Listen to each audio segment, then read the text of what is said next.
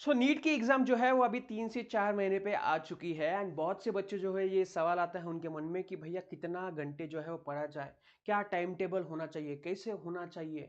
बहुत से बच्चे यूट्यूब पे सर्च करते हैं खुद, कुछ लोग जो है वो खुद बनाने में लग जाते हैं, एकदम ऐसा परफेक्ट टाइम टेबल बनाएंगे, लेकिन भैया मेरे को मालूम है क्या होगा, फॉलो नहीं होगा। थोड़ा भी उस टाइम टेबल में इधर इधर हुआ तो आप जो है वो फिर से आपका नाराज हो जाओगे, आप जो है वो डिप्रेस हो जाओगे एंड फिर जो पढ़ना है वो भी नहीं पढ़ोगे। तो इसलिए मैं कह रहा हूँ कि भैया don't follow the time table.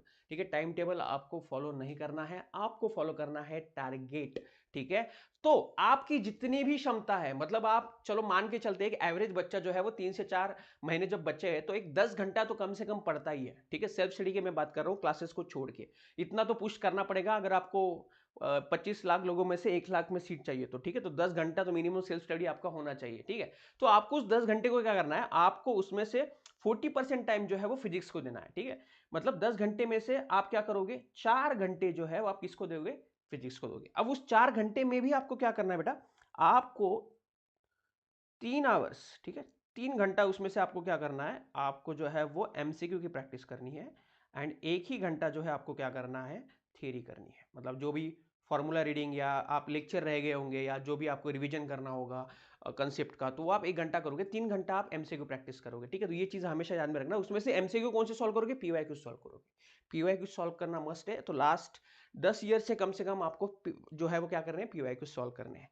Then आपको फिर उसमें से, ठीक है, चार चार 40% मतलब 4 घंटा एवरेज, फिर आप 12 घंटा पढ़ रहे हो तो उसमें से 40% दे देना। ठीक है, देन केमिस्ट्री की अगर मैं यहाँ पे बात करूँ तो आपको उसको, ठीक है, जो है वो 3 घंटा देना है। आप 4 घंटे भी दे सकते हो आपका अगर केमिस्ट्री वीकेंड बायो बहुत स्ट्रांग है तो, लेकिन 3 घंटा आपको देना है। उसमें से आपको 1.5 आवर जो है वो एमसीक्यू की प्रैक्टिस करनी है। ठीक है, एंड मोस्टली वो भी पीवाईक्यूज, एंड 1.5 आवर आपको जो है वो एनसीईआरटी करना है। ठीक है, एनसीईआरटी की रीडिंग करनी है, इनऑर्गेनिक ऑर्गेनिक जितना भी हो सकता है उतना।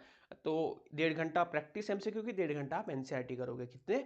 देन बायो के जो टाइम है आप इसको 2 घंटा भी या 3 घंटा कर सकते हो। आपको जो है वो 2 घंटा यहाँ पे रिवीजन करनी है बेटा।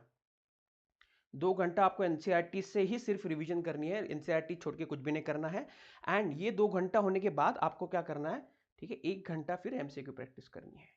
पीवाईक्यू आपके हो चुके होंगे, पीवाईक्यू करो 10 साल के। पीवाईक्यू आपके नहीं हुए तो आप मॉक टेस्ट, पीवाईक्यू आपके हो गए तो आप मॉक टेस्ट भी दे सकते हो अलग अलग, जो भी आपके पास अवेलेबल है।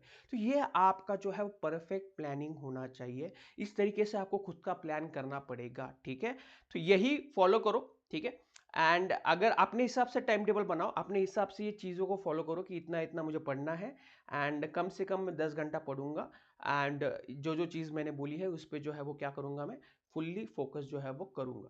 इसके अलावा और कोई भी चीज़ या डाउट आपके मन में आ रहा है तो नीचे कमेंट सेक्शन में डाल देना। एंड अगर ये बात आपके मन में आ चुकी है तो भैया लाइक कर दो, शेयर कर दो, सब्सक्राइब कर दो। ठीक है, क्योंकि क्वालिटी यहीं पे मिलेगी और सच्चाई के साथ मिलेगी, हवा में बातें नहीं मिलेगी। एंड इसके अलावा आप कोई और प्रॉब्लम में फंसे हो तो मैं 1-to-1 मेंटरशिप भी देता हूँ, नीचे डिस्क्रिप्शन में लिंक है टॉपमेट की, जाओ वहाँ पे फ्री डाउट्स भी आप भेज सकते हो। एंड अगर आपको 1-to-1 मेरे से कॉलिंग करना है, 1-to-1 पर्सनल टाइम टेबल चाहिए या कोई भी चीज़ चाहिए, तो आप जो है उस लिंक पे जाके सेशन जो है बुक कर लो, आपका हर प्रॉब्लम का आपको सोल्यूशन जो है वो मिल जाएगा। सो मिलते हैं अगली वीडियो में, तब तक के लिए बाय बाय, जय हिंद।